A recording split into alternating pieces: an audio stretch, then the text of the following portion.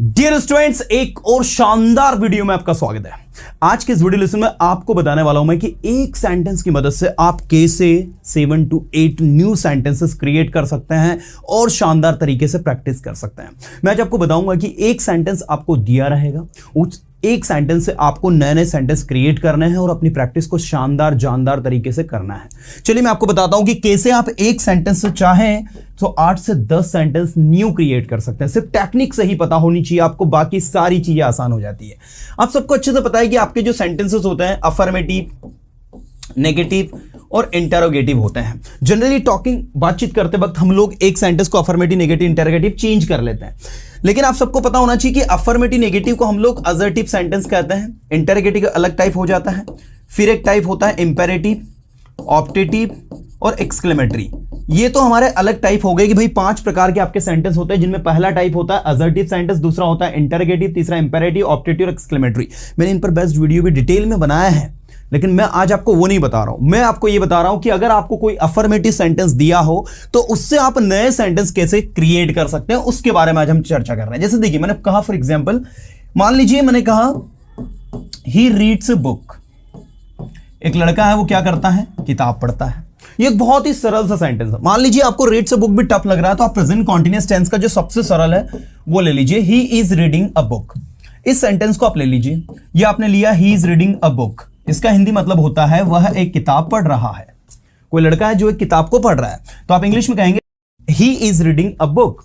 अब ये सेंटेंस आपका अफर्मेटिव है। जब आप इसे नेगेटिव करेंगे स्टूडेंट्स, ये रूट सेंटेंस है मेन आपका, ठीक है। जब आप इसे नेगेटिव करेंगे तो आप कहेंगे he is not reading a book. Point to be noted. जब आप सेंटेंस को नेगेटिव करते हैं तो आपको जो एक हेल्पिंग वर्ब होती है उसके बाद नॉट लगाना होता है। अगर 2 या 2 से ज्यादा हेल्पिंग वर्ब आती है तो फिर आप नॉट को दोनों के बीच में लगाते हैं, ठीक है, पहली हेल्पिंग वर्ब के बाद में। जैसे मान लीजिए यहां पर हेल्पिंग वर्ब आया विल बी एबल टू।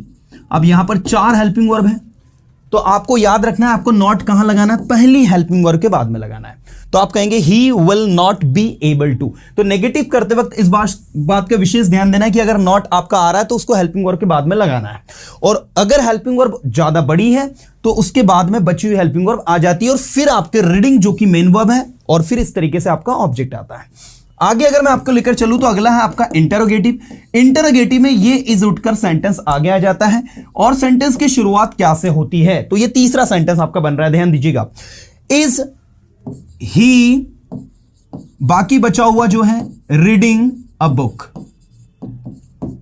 ये इस तरीके से मान लीजिए कि अगर आपका विल बी एबल टू होता तो ऐसी सिचुएशन में आप विल को आगे लेते हैं, फिर ही लिखते, फिर आप एबल टू लिखते हैं, ठीक है। विल को लिखते, ही लिखते, फिर आप बी एबल टू लिखते, और उसके बाद में आपको फिर जो मेन वर्ब है वो लिखनी होती है।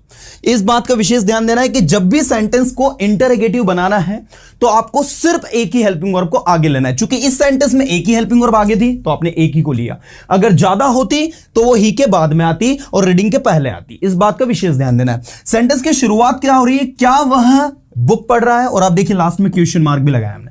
Question mark is very very very important. अगर आप क्वेश्चन मार्क अप्लाई नहीं करोगे तो सेंटेंस आपका इनकरेक्ट हो जाएगा। तो याद रखें, अफर्मेटिव नेगेटिव में आपको फुल स्टॉप लगाना है और इंटरोगेटिव में आपको क्वेश्चन मार्क लगाना है। चौथा सेंटेंस जो बनेगा आपका इंटरोगेटिव नेगेटिव बनेगा, मतलब आप इसको नेगेटिव कर देंगे। इज ही नॉट, आप चाहे तो नॉट यहां लगा दो, या फिर इजंट। इज नॉट का शॉर्ट फॉर्म होता है isn't. Isn't he reading a book, क्या वह बुक नहीं पढ़ रहा है? क्या वह बुक पढ़ रहा है, क्या वह बुक नहीं पढ़ रहा है? वह बुक पढ़ रहा है, वह बुक नहीं पढ़ रहा है, क्या वह बुक पढ़ रहा है, क्या वह बुक नहीं पढ़ रहा है। तो इस तरीके से देखो यहां पर आपके 4 सेंटेंसेस बन गए। अब ऐसे ही अगर आपको WH बनाना हो, यह भी आपका इंटरोगेटिव होता है, तो WH में आप क्या बनाओगे, WH में मान लीजिए आपके सामने बहुत सारे WH वर्ड्स होते हैं। एक होता है वाई, एक होता है वैन, एक होता है आपका वेयर, एक होता है आपका हाउ। मान लीजिए आपको वाई लेना है तो आप वाई ले लीजिए। आपने यहां पर वाई लगा दिया। वाई लगाने के बाद में आपको इस पूरे सेंटेंस को कॉपी करना होता है। Why is he reading a book. ये आपने इसका इंटरोगेटिव बना दिया। वह बुक क्यों पढ़ रहा है, कुछ इस तरीके से बनेगा। अब मान लीजिए आपने कहा नेक्स्ट, इसको आप नेगेटिव कर लीजिए। अब जब इसको नेगेटिव करेंगे तो आप कहेंगे वह बुक क्यों नहीं पढ़ रहा है, तो आप कहेंगे why is he not reading a book.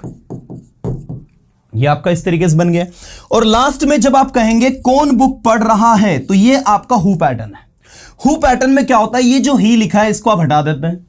अब ही को जब हटाएंगे तो आपका सेंटेंस बनेगा who is reading a book. कौन एक बुक पढ़ रहा है। और जब आप इसे नेगेटिव कहेंगे तो आप कहेंगे who is not reading a